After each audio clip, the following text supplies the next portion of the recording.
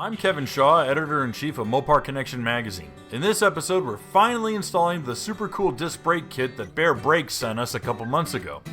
Of course, the first step was pulling off the factory disc brakes that we had pulled from a 1975 Dart Sport way back almost 20 years ago. These work great for what we paid for them, but the benefits of modern braking technology is hard to argue with, namely improved stopping power, far less brake fade, and cutting a lot of unsprung weight from the front end. When it came to installing this kit, we had to make a few concessions and a couple changes just for our unique application. First and foremost, we're running a later 70s A-body disc brake swap. What that means is that it's actually a thicker spindle. And Baer Brakes offers kits for both the standard disc brake upgrade, so if your car came originally with disc brakes, or if your car came originally with drum brakes. So let me show you a little bit of the difference here, just so that you can see what we're talking about. These are the original spindles that we got from Baer Brakes just a couple months ago. And we're gonna use our digital calipers. We have it set on millimeters, and we're gonna just take a quick measurement. We're at 3158. Now this is the small spindle, so we're gonna step up to the larger spindle that we just got this week. And from 3159 all the way to 3450. All right, so it's a considerable difference in size. Now you're gonna have to take a measurement of your spindle prior to ordering, just so that the guys at Baer Brakes know what spindles to send you. The spindles themselves are no different, but they need to know what size bearings to be able to send you. And of course the front bearing is gonna be a different size than the front bearing there. But the nice thing is that you can see it all comes pre-packed, already ready to install. Very nice piece, very, very clean installation. We're very happy with it. But the one major change that we had to make was in installing our disc brakes, we had to heavily modify the brackets. In the instructions, Baer Brakes suggests that you use a lot of their supplied shims. With the kit, they provide you quite a few packages of shims with different thicknesses so that you can space out the brackets. But we found that due to differences in casting, both in our spindle and in machining of these aluminum pieces, that simply shimming it would put the caliper way too far out and wouldn't be aligned properly on the rotor. So we took a few minutes and we started to machine a lot of the surfaces and open up the holes so that we could get these brackets to align on our spindles. It's going to be a little different for every application, so don't think you have to copy exactly what we've done here. That's okay. We've thrown a little bit of paint on this just to cover up how much grinding and cutting we had to do, but we wanted to show you how we radiused this area, and we took down the ear that you have here, this radius here, compared to this one over here. This is for our passenger side. This is our driver's side. You may want to consider shimming it, but we strongly preferred machining this piece down so that we have a nice flush contact surface and that the caliper rests directly in the middle of the rotor. We just didn't want to have a bunch of shims spacing the caliper way far out so that it was favoring one side or the other. We wanted it dead center. That is going to be the most optimal position for a modern disc brake.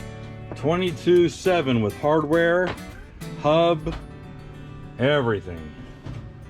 22.7. Yeah, it's more like it. 40 pounds.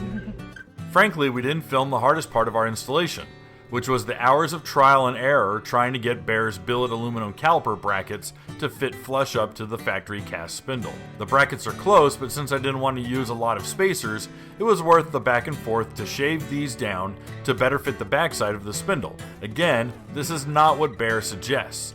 Otherwise, the installation of the SS4 Plus kit is super straightforward.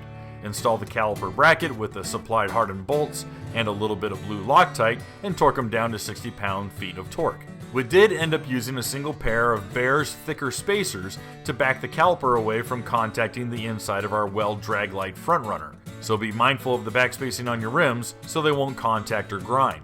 Next, just clean off the spindles, reapply fresh grease, and the hubs go on smoothly. Although everyone seems to have their own method, we recommend tightening down the castle nut till it's snug and backing it off a quarter turn at a time until the hub spins smoothly with little resistance. Then slip in a cotter pin, flare the ends with a pair of needle nose pliers, and press on the billet end cap that comes with the Baer kit. Because the drilled and slotted rotor is separate from the hub, we tighten down a couple of the lug nuts to keep it in place while I install the caliper. Remember, the rotors are directional and need to go on the correct side. Baer puts a sticker on each side with a big L or R, so make sure you don't confuse the two. Each caliper comes with dual bleeders, so you'll always crack the top one to let the air out. It makes things pretty easy. Alright, we got the old master cylinder off of the charger, and really the biggest concern that we have is not so much mounting the new master cylinder, the Baer remaster, is really actually just rerouting the lines, and we're gonna have to snip those and reroute them because of the way that this is ran through the proportioning valve. Your forward brakes are up out of the bottom here, and then your rear brakes are out of the rear of the proportioning valve. We could go without the proportioning valve and simply just run them directly into here. That it has been an option. The only other difference that we've had to make some changes towards in regards to swapping this master cylinder to this one was we had to take a depth measurement of how far the push rod was going to go in, and we had marked it. You're probably not going to see the red Sharpie mark that we put here, but we ran it at this depth, and then we put this one in. We're almost half an inch longer. So thankfully Baer supplied us with an insert, but the insert was a little too long, and we made a series of cuts just to see how deep we had to go. And these are what were the two pieces we took off, but we found that this nice insert at this length gave us exactly the same depth here as we go here. So we're pretty confident that this will mount on easily. The next step, of course, is doing a little bit of plumbing with our supplied hardware that Baer gives us. And other than that, we're going to be putting this one in. Installing Baer's billet remaster master cylinder was pretty straightforward except for when it came to plumbing it. I had forked over the cache for the nicer stainless steel brake lines a few years ago. While stainless looks great, it's an absolute pain to try to rebend, and it's even tougher to cut and flare by hand.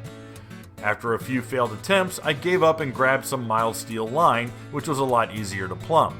Unfortunately, the only tubing I could find was colored green, which makes no sense, but it bent and flared nicely, and now it doesn't leak anymore. After all the work Jim and I did to bleed the system, I still had a really soft pedal. So another buddy, Dan, offered to put the charger up on his lift and use his vacuum bleeder to get all the air out.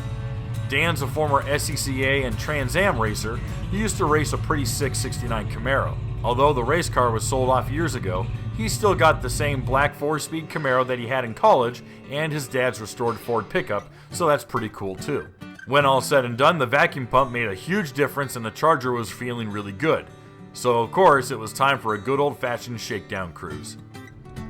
Now, Baer provides instructions on how to properly season your rotors. While I didn't bother to film me doing this because it was super tedious, I will share some of those tips here. First, they want you to drive the car like you would regularly for a couple of days. Nothing too crazy, mainly around town, just stop and go type driving. Next, find a strip of isolated road that you can perform some brake testing on. Baer wants you to get up to around 60 or 70 miles per hour and perform 4 regular stops, just as you would during normal driving conditions. Then, do a couple medium effort stops, like from 60 miles per hour down to 15, and then allow your rotors to cool off. Finally, they want you to get on the brakes, and we're talking medium to hard effort partial stops, and about 4 of these. Like before, you want to get up to around 60 or so miles per hour and then get on them till about 15 miles per hour. After that, Baer just wants you to keep driving another 10 minutes with little to no braking just to let your rotors cool off. Then bring her home and do it all over the next day, braking a little more aggressively than the day before. And when you're done, Baer says your rotors are perfectly seasoned for any kind of driving that you can throw at it. But instead of showing you all that, I'm going to put up some relaxing footage of cruising through the Tennessee countryside. Why? Because A, I couldn't find a skid pad, and B, I don't want any incriminating footage of me breaking several traffic laws here in a video. That's why. As of now, I'm really happy with the upgrade. I think the pedal is still a little soft, so I might do another round of brake bleeding. Otherwise, I'll go in and change out the insert in the master cylinder. Either way, it's always something little that you gotta chase. That's project cars for you. I'm Kevin Shaw and you've been watching Mopar Connection. If you enjoyed this video, please give it a like, leave a comment, and share it with your friends. It'll definitely help us grow the channel. And if you want more awesome Mopar content, please visit us over at www.Mopar Connection Magazine, where new articles are written and published every day, Monday through Friday, entirely subscription free to you.